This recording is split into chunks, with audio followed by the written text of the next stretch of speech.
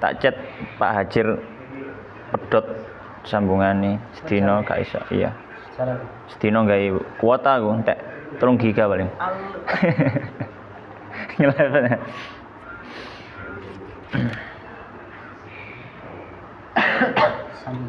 Bisa.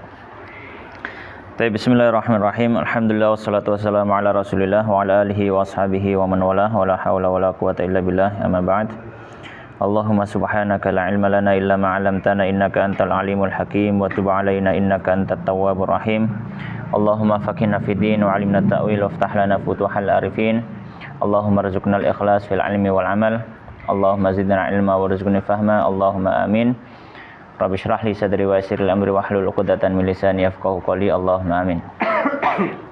Baik, alhamdulillah kita saat ini insyaallah berada di penghujung dari pengkajian, membaca, mentaklik, memberikan komentar ringkas dari kitab Al-Khulasah fi Ushulil Fiqh yang ditulis oleh Syekh Muhammad Hasan Hitu hafizallahu taala.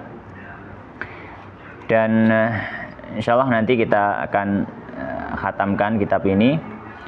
Tinggal satu pembahasan yang ringan atau enggak terlalu berat juga ya dari kitab ini, yaitu tentang pembahasan taklid. Kita baca mungkin sekitar 2 lembar.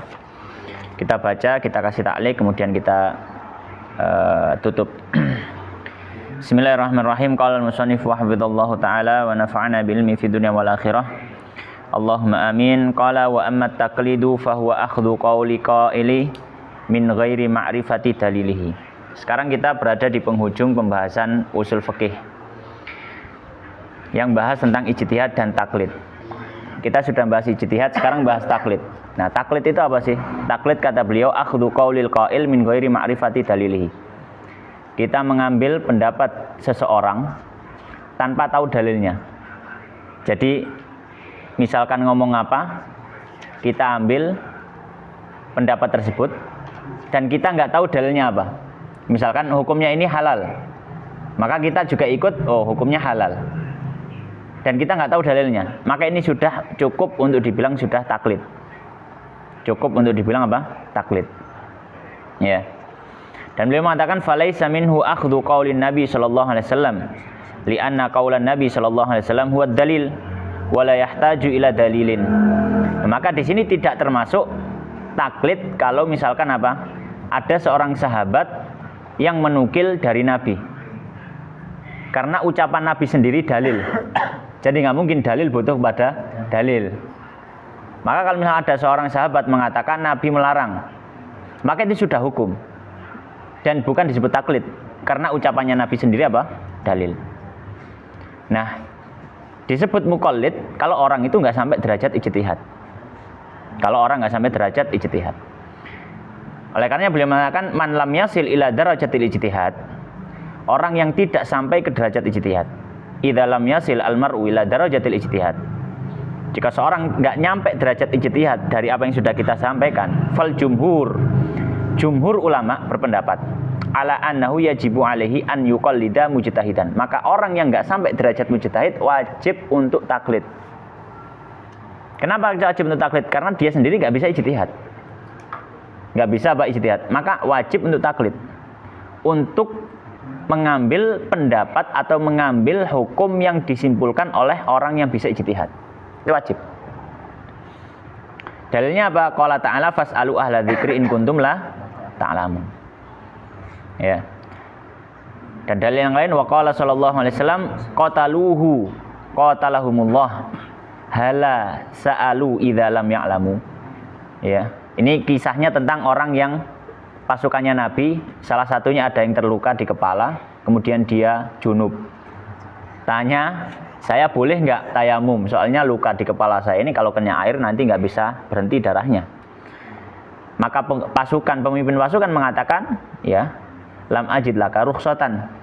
Saya nggak melihat kamu itu punya rukhsah untuk bisa tayamum. Kamu harus mandi, namanya junub ya mandi. Ya, namanya junub ya mandi. Tayamum kan untuk wudhu, bukan untuk mandi. Masa kamu mau mandi dengan debu kan gitu. Maka akhirnya mandi dan mati. Kenapa? Karena ya tadi lukanya ngucur terus darah. dalam zaman itu masih belum ada perban kayak nutup yang bagus, penghenti darah nggak ada. Sampai kepada Nabi dikasih tahu, Nabi marah. Nabi sampai mengatakan qatalahumullah. Mereka sudah membunuh orang itu. Semoga Allah memerangi mereka. Tapi ini ucapan bukan berarti benar-benar diperangi, enggak, ucapan kekecewaan gitu aja. Lalu ada kaidah hala sa'aluhu idza lam ya'lamu. Kenapa mereka enggak bertanya? Karena mereka tidak tahu. Ya. Wa yastawi fi hadzal ami wal alim alladzi lam yablugh darajatal ijtihad. Beliau mengatakan, dan dalam hal ini, dalam hal harus taklid, itu sama saja dia orang awam atau dia orang alim yang belum sampai derajat ijtihad. Ini menurut jumhur dari ahli usul dan ulama. Sebagian ulama ada yang meletakkan satu derajat atau satu posisi antara muqallid dan ijtihad. Dalam artian, ada satu posisi yang dia itu bukan disebut muqallid, tapi juga bukan disebut mujtahid. Ya, sebagian ahli usul seperti yang diajukan oleh misalkan kayak Ibnu Qayyim dalam I'lamul Muwaqqi'in kalau nggak salah ya, agak lupa saya. Mengusulkan ada satu posisi, apa itu? Namanya muttabi. Atau bahasa atau masdarnya ittiba. Jadi ada taklid, kayak gini ya, ada taklid, ada ittiba, ada ijtihad. Nah, ittiba itu tengah-tengah. Ittiba ini apa sih ittiba itu? Muttabi itu siapa sih? Muttabi itu dia itu bukan muqallid, dalam artian dia itu bisa melihat dalil. Dia sudah belajar usul fikih, dia sudah belajar fikih, dia sudah mengetahui bahasa Arab, dia sudah mengetahui hal-hal yang bisa digunakan untuk berijtihad. Tapi dia nggak sampai level ijtihad, karena mungkin ada beberapa hal yang terbatas. Maka ini nggak disebut muqallid, juga tidak disebut apa? Muttabi. Tidak disebut muqallid, juga tidak disebut mujtahid. Ada yang mengistilahkan ini namanya ittiba. Orang yang mulai menapaki derajat ijtihad itu muttabi, gitu. Ada yang memposisikan seperti itu. Ya, misalkan apa? Misalkan kayak orang-orang yang ya talabatul ilmu, orang yang belajar ilmu, ya. Maka ini derajatnya di tengah-tengah. Tapi yang belajar ilmu yang memang sudah memiliki ilmu yang mapan gitu ya. Fa'ala kulli hal, tapi beliau mengikuti apa yang disampaikan oleh jumhur dari para ulama, bahwasanya hanya ada taklid sama ijtihad. Ya, tapi juga ada sebagian yang berpandangan taklid, ittiba, baru ijtihad. Wallahu taala alam. Kemudian beliau mengatakan masalah yang lain, taklidul mujtahidi al mujtahidah. Seorang mujtahid taklid kepada mujtahid lain.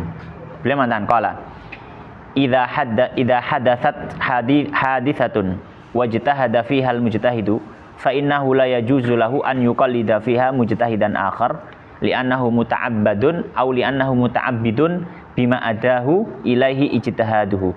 Beliau mengatakan, kalau ada satu peristiwa lalu dia ahli ijtihad ini berijtihad. Dia berijtihad. Ada mujtahid lain yang juga berijtihad. Maka orang yang bisa ijtihad enggak boleh taklid kepada ijtihad orang lain. Karena dia bisa ijtihad, dia harus ijtihad, enggak boleh taklid. Ya nggak boleh taklid, ya kata beliau. Kenapa? Karena dia nanti beribadah kepada Allah sesuai ijtihadnya. Wong dia mampu untuk berijtihad, maka dia harus berijtihad. Nggak boleh dia taklid, kata beliau. Wa imma idza lam yajtahid fiha fal jumhur aidan ala annahu yalzamuhul ijtihad li qudratihi alaihi wa la yajuzu lahu an yuqallida ghairahu. Beliau mengatakan, nah kalau misalkan ada satu kondisi, satu masalah butuh kepada jawaban hukum apa? Hukumnya apa? Mujtahid A, dia enggak ijtihad. Mujtahid B, dia ijtihad. Mujtahid B, dia ijtihad. Maka kata beliau, mujtahid A enggak boleh juga taklid. Lu saya tapi enggak mau ijtihad. Kata beliau, wajib ijtihad karena kamu mampu. Enggak boleh kamu tak melok lah, malas aku buka-buka kitab misalkan. Enggak, kamu harus ijtihad. Kamu punya kemampuan. Kamu punya apa? Kemampuan. Ya, jadi mujtahid di sini ada dua kondisi. Dia sedang berijtihad, maka kalau dia sedang berijtihad, maka nggak boleh ikut ijtihad yang lain karena dia sudah berijtihad. Atau dia nggak berijtihad, maka dia juga harus ijtihad, nggak boleh ngikut ijtihad yang lain. Ya, nggak boleh mengikuti ijtihad yang lain. Dia kenapa? Karena dia Allah sudah memberikan padanya kemampuan. Iya. Allah sudah berikan padanya kemampuan. Baik. Nah, kemudian masalah berikutnya, sifatul mujtahid alladzi yustafta. Sifat atau karakter ya, sifat kita bahasakan karakter. Karakter dari orang yang bisa berijtihad, yang bisa dimintai fatwa. Beliau mengatakan qala ittafaqal ulama'u ala annahu idza arada an yastaftiya fa inna ma yastafti man di sini maf'ul bihnya ya.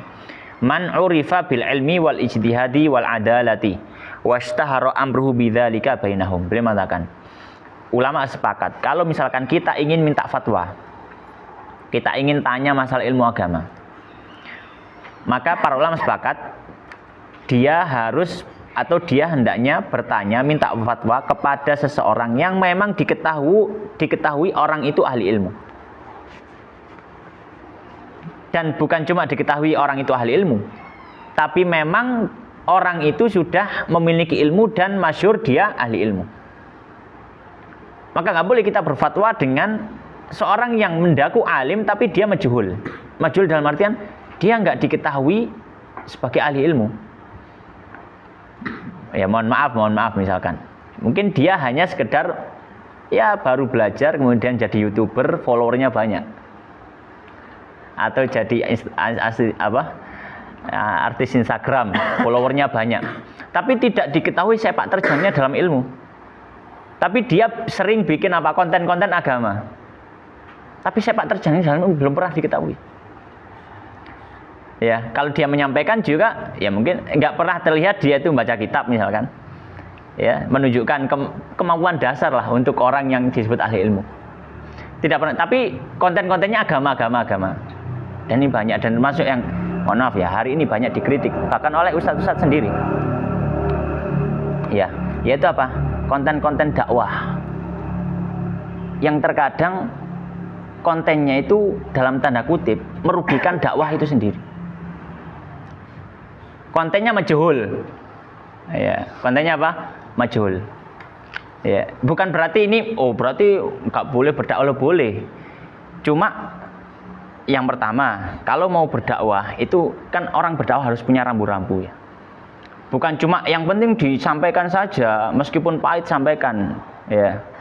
Enggak, tapi harus ada rambu-rambu. Paling enggak tanya dululah kepada ya ustadz yang ma'ruf, yang masyhur, yang diketahui ilmunya.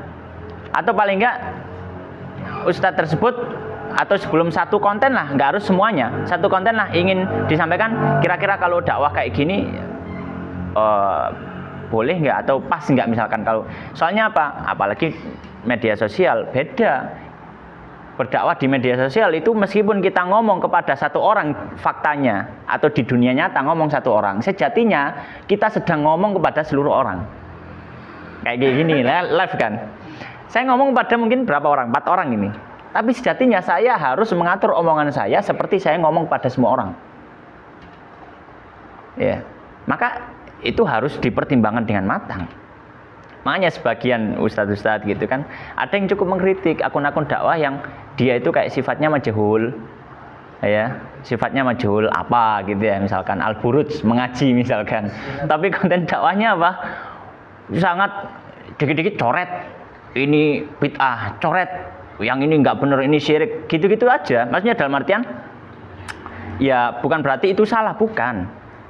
Cuma kita ini sedang berdakwah kepada banyak kalangan loh. Di Indonesia ini banyak kalangan. Ya, mayoritas bukan orang yang sepemikiran dengan kita. Bahkan itu nanti bisa merugikan dakwah itu sendiri. Apalagi kalau sudah mencomot-comot. Comot videonya ustadz ini, dipotong, bikin kayak gini. Bahkan kadang ustadznya nggak ridho. Makanya sampai ada beberapa kontennya ustadz yang benar-benar ustadz ya. Ustadz-ustadz yang terkenal itu biasanya nulis dilarang memotong video ini kan gitu ya kadang. Karena ya itu tadi akun dakwah itu kadang apa. Dan bisa juga kadang kayak akun-akun ditunggangi. Bisa juga. Bukan memang orang-orang yang memang benar berdakwah, tapi ditunggangi kadang. Ada orang yang memang mengadu domba dan banyak hal. Ya, ala kulli hal. Maka kalau mau minta fatwa kepada orang yang memang sudah diketahui memang dia berkutat dengan ilmu. Ya, berkutat dengan ilmu. Ya, kadang kan gitu. Kadang hanya sekedar dia itu memang followernya banyak, konten dakwah. Akhirnya pengikutnya followernya tanya ke dia. Dia tuh nggak tahu itu siapa yang megang, nggak tahu. Ini perlu diluruskan hal semacam ini. Dan hendaknya orang yang megang jadi admin konten semacam ini juga harus tahu diri. Jangan juga menanggapi jawaban seperti itu, diarahkan. Kalau dia punya ustadz, arahkan ke ustadznya, jangan dijawab sendiri. Iya, jangan dijawab sendiri, gitu. Malah nanti kena dapat ucapannya Nabi, qataluhu qatalahumullah. Gitu ya.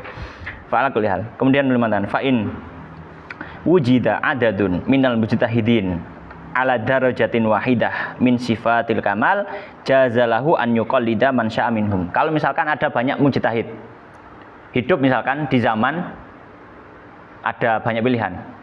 Ada Imam Syafi'i, kemudian di situ ada Imam Malik, ada Imam Abu Hanifah, ada Imam Ahmad. Taruhlah semuanya masih hidup. Ini ada orang mau tanya masalah agama. Wah, kita pilih yang mana ini ya? Ke pintunya Imam Syafi'i atau pintunya Imam Ahmad atau pintunya? Beliau mengatakan boleh milih siapapun. Jazalahu an yuqallida man syaa minhum. Wasahih, ya, dan yang sahih kata beliau, tapi yang lebih sahih gitu ya. Meskipun hukum asalnya boleh-boleh saja milih, tapi yang benar, yang sahih, yang lebih bagus, annahu yajuzu lahu an yuqallidal mafdula ma'a wujud fadil. Ya. Nah, ini masalah yang lain. Masalah afan, bukan ikutan yang ini ya, tapi ini masalah lain. Masalah yang lain yaitu apa? Kalau misalkan ada banyak ahli ijtihad, ada beberapa mujtahid, tapi ada mujtahid yang levelnya itu agak di atasnya. Misalkan taruhlah kita kasih rating mujtahid ini bintang 5. Mujtahid A, mujtahid B bintangnya 4,5. Tapi sama mujtahid. Tapi pertanyaannya, bolehkah kita minta fatwa ke mujtahid yang bintangnya 4,5? Padahal di situ ada mujtahid yang bintangnya 5. Ada khilaf. Sebagian ulama ada yang mengatakan tidak boleh. Kamu harus mencari yang paling utama. Harus yang bintangnya 5. Ya. Tapi kata beliau, yang pendapat yang sahih kata beliau boleh. Boleh. Meskipun bintangnya di bawahnya, meskipun ratingnya di bawahnya. Selama apa? Dia mujtahid, orang yang ahli dalam fatwa.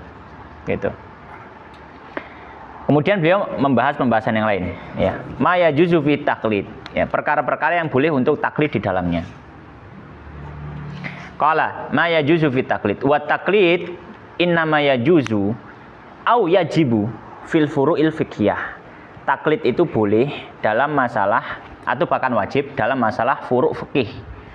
Masalah fikih.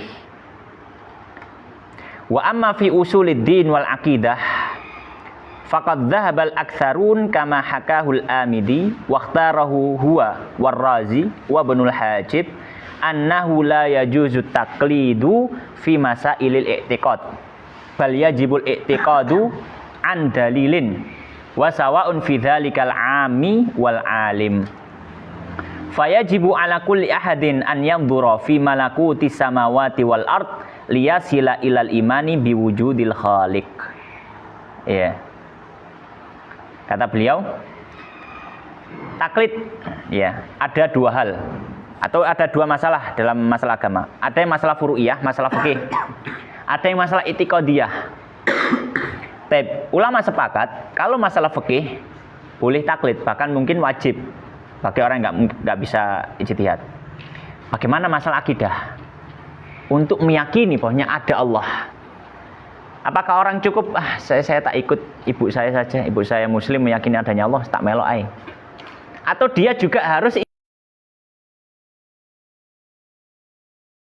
Allah Subhanahu wa taala. Kemudian sampai pada derajat meyakini bahwasanya pencipta alam semesta ini adalah Allah dan saya harus menyembah Allah. Khilaf. Kata beliau, banyak dari ulama yang mengharuskan ijtihad bahkan untuk orang awam. Untuk masalah akidah. Nggak boleh dia cuma ibu saya muslim meyakini Allah sebagai sembahan, saya tak ikut sajalah. Nggak mau mikir-mikir yang berat-berat, ikut saja. Ya, nggak boleh seperti itu, tapi harus berpikir. Tapi apa? Harus berpikir. Ya. Mereka berdalil Allah Subhanahu wa taala dalam banyak ayat dalam Al-Qur'an selalu mengajak berpikir untuk mencapai derajat keyakinan bahwasanya Allah itu pencipta alam semesta dan berhak untuk diibadahi. Ya. Kan itu kan. Ketika Allah Subhanahu wa taala sebelum menyampaikan tentang Allah itu Tuhan dan Allah yang berhak diibadahi, biasanya diajak dulu untuk berpikir atau diajak untuk merenungi ayat-ayat kauniyah. Ya. Kata beliau ini pendapat banyak dari ulama seperti Al-Amidi, Ar-Razi, Ibnu Hajib, ya, berpendapat seperti itu. Dan kata Syekhuna, kata guru kami Dr. Labib, pendapat ini pendapat yang sulit. Karena nggak semua orang bisa mencapai derajat untuk berpikir semacam itu, senjelimet itu. Nggak semua orang bisa berpikir seperti itu. Iya. Maka pendapat ini pendapat yang sulit. Kalau diharuskan banyak orang yang nggak sampai derajat keimanan kalau gitu. Karena banyak orang yang malas untuk berpikir. Ya, malas untuk berpikir. Banyak orang seperti itu. Ya. Jangankan yang bukan pelajar, yang pelajar aja malas. Kita dulu kalau sekolah kan, kalau libur kan seneng kan? Iya kan? Itu kan malas kita belajar. Itu saja yang belajar, yang ada kewajiban belajar. Apalagi yang nggak belajar. Orang yang di sawah, kerja di terminal, mereka disuruh loh, sampean kalau ya, kenapa kok nyembah Allah? Ditanya. Ya Allah itu pangeran, temenan, ngerti itu kan di sampean. Waduh, itu orang itu jadi goyah akhirnya imannya. Oh iya ya, masa temen? Wah, ini malah membuat orang jadi kufur. Makanya kata Syekhuna, kalau hal ini diiyakan sulit sekali. Malah khawatirnya bisa membawa orang pada apa? Kekufuran. Kan ditaskik kan ya, dibuat ragu-ragu kan. Iya benar, dari mana dalilnya? Siapa yang ngomong bahwasanya pencipta itu Allah? Ya barangkali ada yang lain. Oh, itu sudah mulai. Aduh iya ya, masa salah selama ini saya 60 tahun saya beribadah pada Allah, masa salah gitu. Waduh 60 tahun lagi wis mau meninggal loh. Terus ditaskik semacam itu. Kan jadi gawe nanti kalau meninggal dalam kondisi yang enggak benar kan gitu. Ya, dan oleh karena beliau kemudian mengatakan apa? Penulis sendiri, wasahih annal ami in akhadha bi qauli ghairihi minal ulama jaziman bihi duna syakkin aw taraddudin bima naqalahu ilaihi minal aqidah fa innahu yajuzu lahu dzalik. Pendapat yang sahih dalam hal ini dan ini yang memang pendapat yang wallahu alam ya, sangat-sangat memberikan kebaikan untuk semuanya. Orang yang awam kalau cukup saja mengambil pendapat dari ulama dalam masalah akidah, sudah dia taklid nggak apa-apa.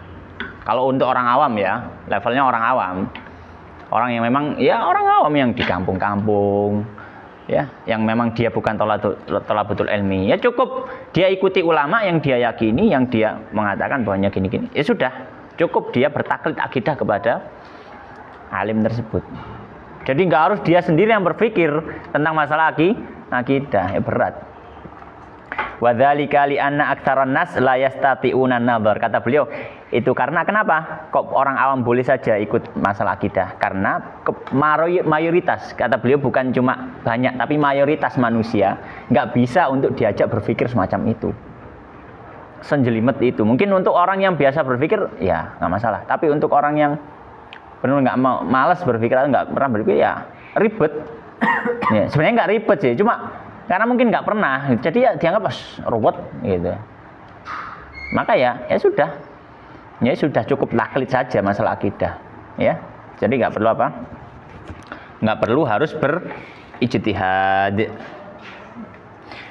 Masalah berikutnya, mungkin masalah terakhir, tatabu rukhas. Beliau mengatakan qala tatabu rukhasi fit taqlid. Beliau mengatakan alladzi alaihi ulama'ul ummati minal usuliyin wa ghairihim annahu la yajuzu fit taqlidi tatabbu rukhas. Beliau mengatakan jumhur ulama mengatakan tidak diperbolehkan dalam taklid untuk tatabbu rukhas. Tatabbu rukhas itu apa sih?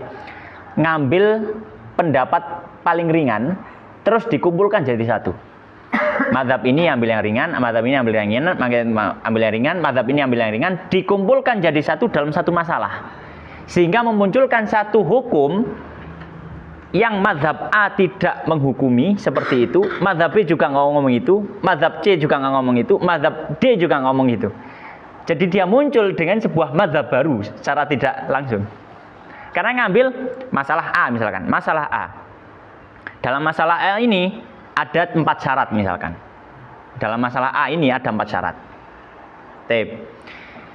Misalkan madzhab A berpandangan syarat pertama nggak usah. Oh iya, saya ngambil pendapat itu, berarti syarat pertama nggak usah.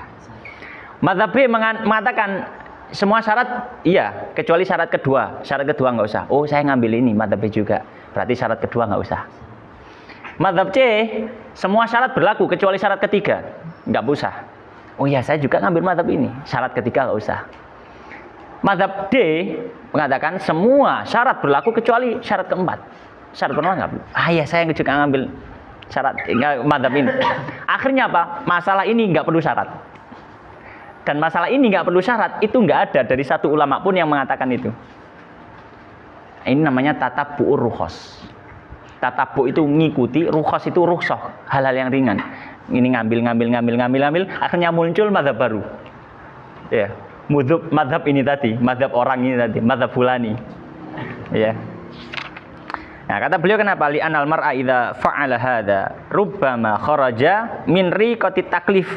Kalau orang dibiarkan ikut tatabbu'ul rukhos, bisa jadi orang ini akan benar-benar keluar dari beban syariat. Beban syariat bisa-bisa benar-benar keluar. Ya, bisa-bisa apa? Benar-benar keluar. Famu'dhamu masail fikhi khilafiyatun. Karena apa? Karena hampir semua masalah fikih itu pasti ada khilaf. Ada yang ngomong iya, ngomong enggak, ngomong iya, ngomong enggak, ngomong iya, ngomong enggak. Kalau dia cuma ngambil pendapat yang enggak, akhirnya dia enggak ngapa-ngapain. Ya kan? Akhirnya dia enggak ngapa-ngapain. Maka itu enggak boleh. Maka itu apa? Enggak boleh. Ya. Baik. Makanya beliau mengatakan falau akhadha fi kulli mas'alatin bima yaruku lahu wa yashulu alaihi. Ya, seandainya dia mengambil setiap masalah itu perkara-perkara yang yang mudah baginya, yang ringan, yang ringan baginya, yang mudah dan ringan. Asqata katsiran minat takalif syariah, maka dia akan menghilangkan banyak dari beban-beban syariat. Banyak menghilangkan apa? Beban-beban syariat. Wa hadza la yaqulu bihi alimun min ulama'il ummah. Dan ini enggak ada alim yang mengatakan semacam ini, enggak boleh. Wa man fa'ala hadza faqad asa wa hakamal imamu Abu Ishaq al-Marwazi bi fisqihi. Orang yang tatabbu' rukhos dia fasik. Bayangkan dia fasik. Nah, beliau beri contoh. Contohnya apa? Wa dzalika ka'an ya'khudha bi qauli Abi Hanifah fi adami istiratil wali fi nikah. Contohnya dalam masalah akad nikah. Imam Abu Hanifah berpendapat enggak ada syarat ada wali. Jadi nikah tanpa wali sah. Baik, ambillah mazhabnya Abu Hanifah. Wa qaula Malik fi adami istirati syuhud, tapi dia melihat mazhabnya Imam Malik juga enggak dipersyaratkan ada saksi dalam pernikahan. Nah, saya ngambil ini juga. Enggak perlu ada saksi. Oke. Wa qaula Ibnu Abbas fi jawazi nikahil mut'ah. Dia juga melihat memandang ada mazhabnya mazhabnya Ibnu Abbas. Ya, sahabat Ibnu Abbas memandang boleh nikah mut'ah. Ya, maka kata beliau fa innahu yasilu ila ibahiyatin lam yakul biha hatta alladzina yunaduna bil ibahiyah. Maka orang ini akan mencapai derajat perzinahan. Ya, lam yakul biha hatta alladzina yunaduna bil ibahiyah. Bahkan orang yang membolehkan perzinahan pun enggak akan beralasan dengan model seperti ini. Kan dia beralasan dengan mazhab kan. Ya. Akhirnya apa? Nikah mut'ah boleh. Terus nggak perlu saksi, nggak perlu wali. Terus akadnya siapa? Akadnya antara dia dengan si perempuan saja. Lah ini kan zina ini namanya. Ini zina. Orang yang membolehkan zina saja, alasannya nggak seperti itu. Nggak akan beralasan dengan pendapatnya Abu Hanifah. Secara asal mereka nggak akan beralasan. Lah ini sudah muslim, alasannya pakai kaum muslimin, imam-imam kaum muslimin. Nah ini ya parah, makanya nggak salah kalau misalkan Imam Abu Ishaq al-Marwazi beliau mungkin orang semacam fasik, bahkan mungkin sampai derajat kufur kalau misalkan menghalalkan. Wallahu taala alam. Ya, oleh karena sekarang sikap kita bagaimana? Sikap kita pertama, kalau kita mau belajar fikih, maka hendaknya kita belajar dengan metode mazhab tertentu, dengan runutan kurikulum yang sudah dibuat setiap mazhab. Misalkan apa? Ada mazhab Syafi'i, ada mazhab Hambali, ada mazhab Maliki, ada mazhab Hanafi. Kita pilih, saya mau belajar fikih tapi lewat jalur mazhab yang ini. Ya. Soalnya apa? Kenapa kok saya anjurkan untuk melalui jalur mazhab tertentu? Karena kalau melalui jalur mazhab tertentu itu jelas nanti, kurikulumnya jelas. Struktur belajarnya jelas. Karena setiap mazhab pasti akan menyodorkan ini loh kurikulum mazhab kita. Kalau mau belajar fikih dari dasar dulu. Mazhab Syafi'i misalkan mulai dari Abu Syuja atau Yakut Nafis. Kemudian atasnya bisa lagi atasnya bisa mungkin Fathul Qarib. Kalau di Indonesia yang masyhur ya Abu Syuja atau paling dasar ya Safinah, Abu Syuja, Fathul Qarib, Fathul Mu'in, kemudian Fathul Wahab, kemudian Kanzur Ragibin, Syarah Mahali, ya Kanzur Ragibin. Ya,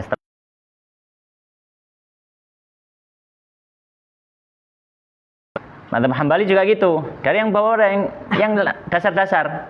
Ya, misalkan kayak Minhajus Salikin, ya, atau mungkin ya seterusnya. Kemudian mungkin Zadul Mustaqni', kemudian baru syarah-syarahnya yang lebih atas. Mazhab Hanafi juga sama, mazhab Maliki juga sama. Jadi jelas ada stepnya. Ada apa? Stepnya. Belajar. Kalau mau meminta fatwa, bertanya, ya, atau mungkin kita bertanya suatu hukum, maka cukup kita bertanya pada orang yang kita yakini, dijawab apa, sudah itu dipegang. Ya. Dengan itu dia lebih selamat daripada dia tanya itu kok gak sreg ya, tanya ini gak sreg ya, tanya ini gak sreg ya, tanya ini yang cocok. Loh, sampean berarti hawa nafsu ini.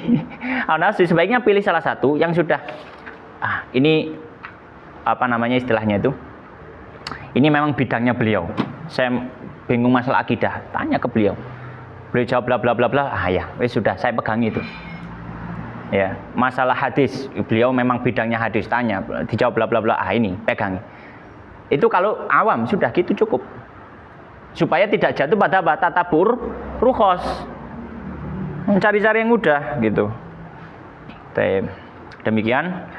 Kemudian beliau menutup kitabnya, beliau mengatakan qala asamanallahu minaz zalal walhamana rusyda wa taufiqa fil qawli wal amal wa ja'alana mimman yastami'ul qawla wa yattabi'u ahsanah wa yahtata lidinihi fayuhsinah wa akhiru da'wana alhamdulillahi rabbil alamin. Ya, beliau berdoa semoga Allah menjaga kita dari ketergelinciran, diberikan taufik, ya, bisa mengamalkan ilmu yang kita amalkan. Ya, dan kitab ini selesai ditulis di hari Rabu tanggal 27 Dzulqa'dah tahun 1423 Hijriah atau bertepatan tanggal 29 bulan Januari tahun 2003 di Umstedt Groß Jerman. Alhamdulillah, dengan demikian berakhir sudah pembahasan kitab Al-Khulasah fi Ushul Fiqh. Dan mungkin sebelum kita tutup ya mungkin ada sedikit wasiat dari saya untuk kita semua, saya dan juga teman-teman sekalian, bahwasanya janganlah kita berhenti untuk belajar, ya. Apalagi belajar agama, jangan berhenti dimanapun kita dan apapun posisi kita, kedudukan kita, jangan menjadikan itu sebagai alasan untuk kita tidak belajar ilmu agama. Paling nggak ngaji biasa, ngaji datang ke majelis taklim di masjid. Kalau misalkan kita nggak jadi ustadz, kan nggak harus semua orang jadi ustadz. Paling nggak kita ngaji, ya paling nggak kita ngaji. Ya, dalam satu syair disebutkan ya ya, di sini kita sebutkan syair yang cukup bagus ya tentang masalah ilmu. Syairnya mengatakan mal fakhru illa li ahlil ilmi fa innahum 'alal huda liman istahda adillau. Beliau mengatakan tidaklah kemuliaan itu kecuali didapatkan bagi orang yang punya ilmu saja. Ya. Dan sesungguhnya orang yang berilmu itu di atas petunjuk yang dibawa Allah, mereka akan memberikan petunjuk. Wa qadru kulli imri'in ma kana yuhsinu wal jahiluna li ahli ilmi a'da'u. Dan beliau mengatakan, dan setiap orang memiliki kedudukan sesuai dengan ilmunya, Ya, sedangkan orang-orang yang nggak tahu biasanya akan menjadi musuh orang yang berilmu. Fafus bil ilmi ta'ish hayyan bihi abada. Fannasu mauta wa ahlul ilmi ahya'u. Beliau menutup, maka bergembiralah dengan ilmu, kamu akan hidup abadi. Orang-orang akan mati dan pemilik ilmu akan hidup selamanya. Karena orang ahli ilmu akan dikenang, akan diceritakan oleh orang-orang setelahnya. Kalau punya kitab-kitabnya akan dipelajari, diwariskan, dan kalau dibaca, orang yang baca akan mendoakan. Ya, nah, makanya itu fafus bil ilmi ta'ish hayyan bihi abada. Dengan ilmu kamu akan hidup abadi. Ya, wan nasu mauta fa ahlul ilmi, fan nasu mauta wa ahlul ilmi ahya. Orang-orang mati tapi orang yang punya ilmu tidak akan mati. Maka dimanapun kita jangan berhenti untuk belajar. Siapapun kita jangan berhenti untuk belajar, paling nggak ngaji. Dan ya semoga apa yang sudah kita pelajari menjadi ilmu yang pertama, menjadi ilmu manfaat. Ya, manfaat berarti memberikan manfaat untuk diri kita pribadi terutama. Ya, dan memberikan manfaat juga kepada orang lain. Mungkin kita ajarkan dan lain sebagainya. Ya. Yang kedua menjadi ilmu yang barokah. Barokah dalam artian ziyadatul khair. Ilmu ini menjadi pembuka atau kitab ini menjadi pembuka untuk kalian mendapatkan ilmu-ilmu setelahnya. Ya. Ilmu yang diberikan menjadi berkah. Kemudian Allah memberikan kita kemudahan untuk mengamalkan ilmu tersebut. Untuk diamalkan, dipraktekkan, diajarkan kepada yang lain. Ya. Maka kita memohon kepada Allah Subhanahu wa taala, bertawasul dengan khatamnya kita.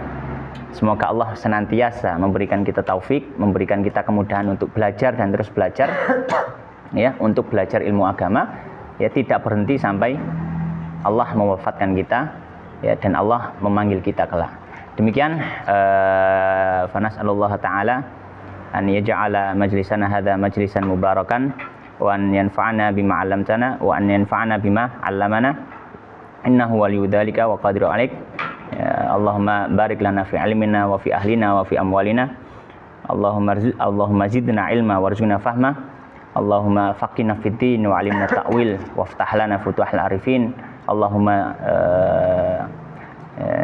Allahumma urzuqna at-taufiq was-sadad fil ilmi wal khair wa sabilil haqq wa arinal haqqa haqqa warzuqna ittiba'ah wa arinal batila batila warzuqna ijtinabah.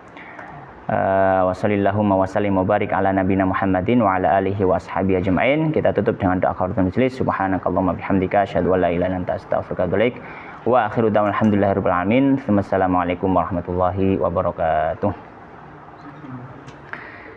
Alhamdulillah.